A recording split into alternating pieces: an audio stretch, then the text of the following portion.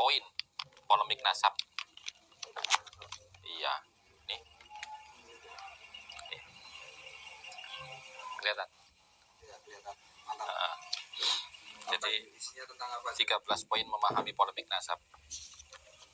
Kalau daftar isinya itu ya, yang satu pedoman memahami polemik nasab. Kemudian pentingnya menjaga kemurnian nasab keturunan Rasulullah SAW. Kaedah penetapan nasab menurut para ulama ahli nasab. Terus sebab-sebab batalnya nasab atau keraguan di dalamnya. Apakah Imam Syafi'i ahli nasab? Gitu kan? Kontradiksi Syekh Mahdi Ar-Rajai antara kitabnya dan pernyataannya. Itu terus pentingnya kitab sezaman untuk memverifikasi keabsahan silsilah nasab seorang. Kemudian kutipan para ulama yang bukan ahli nasab yang mengutip makalah dari kalangan habaib atau ba'alawi, apakah bisa dianggap mengisbat? Itu. Terus 8, kontroversi kitab Abnaul Imam fil Misra Wassam Al-Hasan wal Husain. Kontroversi kesayyidan kaum ba'alawi atau habaib.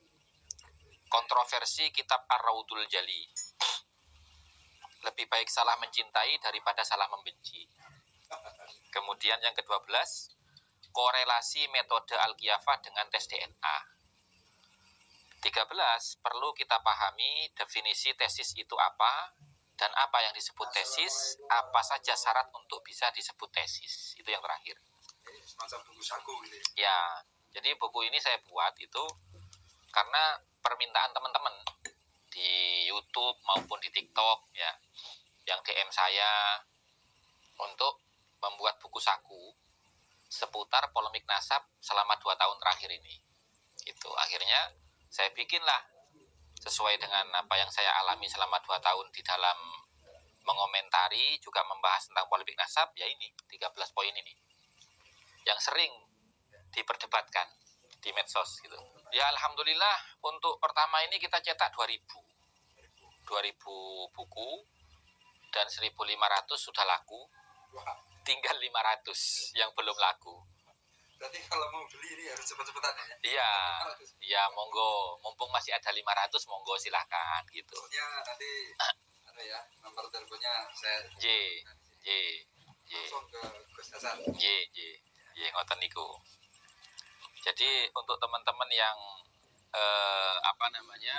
ikut berkomentar di polemik nasab di medsos, dengan membaca buku ini dia bisa paham arahnya kemana, maksudnya bagaimana dan seperti apa gitu. Harganya berapa Gus? Harganya sekitar 25.000.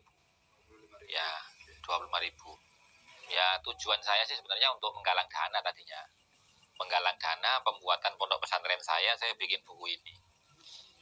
Nah, insya Allah ada yang kedua, cuma belum selesai. Tentang meluruskan sejarah sesuai dengan manuskrip dan sejarawan lokal Nusantara. Itu artinya kan gini, manusia itu kan harus take and give ya, saling memberikan manfaat. Jadi saya memberikan manfaat dengan buku itu, panjenengan memberikan manfaat ke saya untuk membantu pembangunan pesantren. Itu tujuannya. Ini baru selesai, baru 100 ini yang jadi, tinggal 1.800-nya insya Allah hari Selasa sudah selesai semua. Tapi yang 1.500-nya iya, sudah laku. Tinggal kirim-kirim. Iya, sebelum buku dicetak sudah laku 1.500. Tinggal kirim-kirim karena data pemesannya sudah ada semua. Berikut dengan alamat dan nomor teleponnya, tinggal kirim-kirim aja. Gitu. Tinggal 500 yang belum. Ini. Memang saya bikin spare 500 itu. Gitu. Halaman 25. Apakah Imam Syafi'i ahli nasab? Itu judulnya. Karena ini kan sering dibicarakan sama teman-teman kan gitu loh. Emang Imam Syafi'i ahli nasab? Gitu loh. Imam Syafi'i kan ahli fikih. Yo tidak. Imam Syafi'i itu kan mujtahid mutlak toh, gitu loh. Nah, orang untuk mencapai derajat mujtahid mutlak itu harus menguasai semua fan ilmu, termasuk di dalamnya ilmu nasab. Dan itu terekam di dalam kitab Ar-Raudul Jali, misalkan yang saya jadikan referensi di sini. Nah, itu di kitab Ar-Raddul Jali halaman 14, ya toh. Di situ tertulis waruya anna Harun ar-Rasyid mazala yas'alul Imam Syafi'i radhiyallahu anhu fi ayyami mihnatihi an anwa'il ulum fayajibuhu bi ahsani jawabin hatta idza qala lahu kaifa ilmukal ansab, ya kan? Qala ya Amirul Mukminin dzaka ilmun la yasa'una jahluhu. Gitu loh. Nah, jadi Sultan Harun ar-Rasyid itu kan menguji keilmuan Imam Syafi'i. Dengan cara apa? Dia bertanya berbagai macam disiplin keilmuan kepada Imam Syafi'i. Dan dijawab oleh Imam Syafi'i itu dengan jawaban yang terbaik.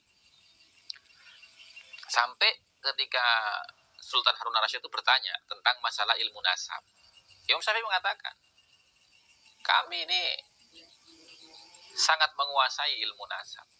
Gitu loh.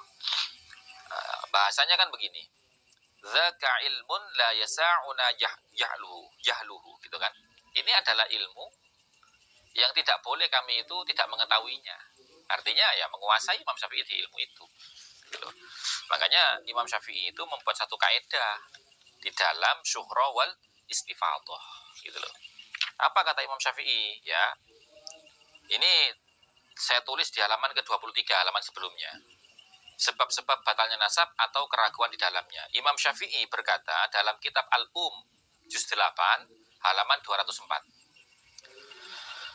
Yasha'u syahadatu 'ala an-nasabi idza sami'ahu yantasibu zamanan. Ya, orang itu boleh bersaksi atas keabsahan satu nasab ketika dia sudah mendengar bahwasanya orang tersebut memang berintisab kepada nasab tersebut zamanan, dalam waktu yang lama. Gitu loh. Au sami'a ghairahu yansibuhu ila nasabihi, atau dia mendengar orang lain itu juga nasabnya bermuara kepada nasab yang akan disaksikan oleh dia. Gitu loh.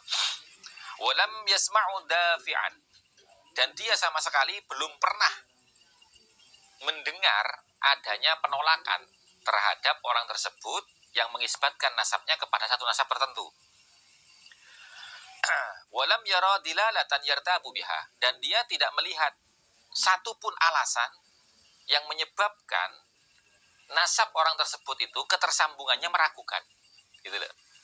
Nah, kemudian Imam Ar-Rawiyani itu menjelaskan maksud daripada apa yang disampaikan Imam Syafi'i, ya.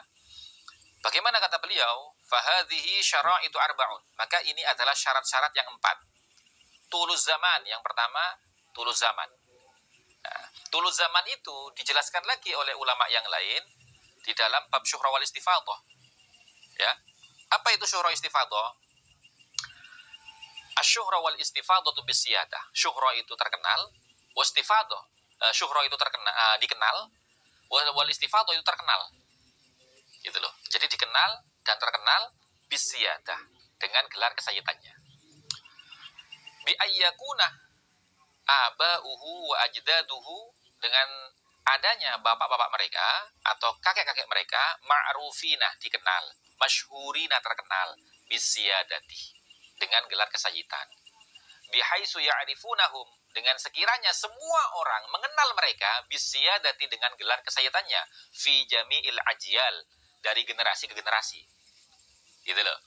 Nah, itu syaratnya syuhra istifadhah menurut pandangan Imam Syafi'i. Dan komentarnya Imam Ar-Rawiyani ketika mengomentari pendapatnya Imam Syafi'i di dalam syarat syuhra istifadhah. Kemudian wa nasabu ghairuhu iyahu, dan ada nasab lain, ada orang lain yang nasabnya juga bersambung kepada nasab yang sedang diklaim dia. Gitu loh. Wa adamud dafi, dan tidak ada penolakan. Wa adamul adillatil lati hiya sababur ribah, dan tidak ada alasan-alasan yang menyebabkan nasab tersebut diragukan. Maka itu namanya syuhra istifadhah. Nah, kalau nasab Ba'alawi ini? Nah, nasab Ba'alawi ini kan tidak memenuhi syarat syuhra istifadhahnya. Karena kapan? Sejak kapan beliau syuhra istifadhah? Kan tidak mungkin sejak zamannya Ahmad bin Isa. Karena pengakuannya baru di abad 9. Sementara Ahmad bin Isa itu ya masa hidupnya di abad ke-4. 4 ke 9 itu beda berapa tahun gitu loh. Nah, di abad ke-9 baru Ali As-Sakron itu mengklaim bahwasanya nasabnya bersambung kepada Rasulullah melalui Alwi bin Ubaidillah yang diklaim sebagai salah satu anaknya Ahmad bin Isa, ya toh? Itu belum surah istifadhah. Belum.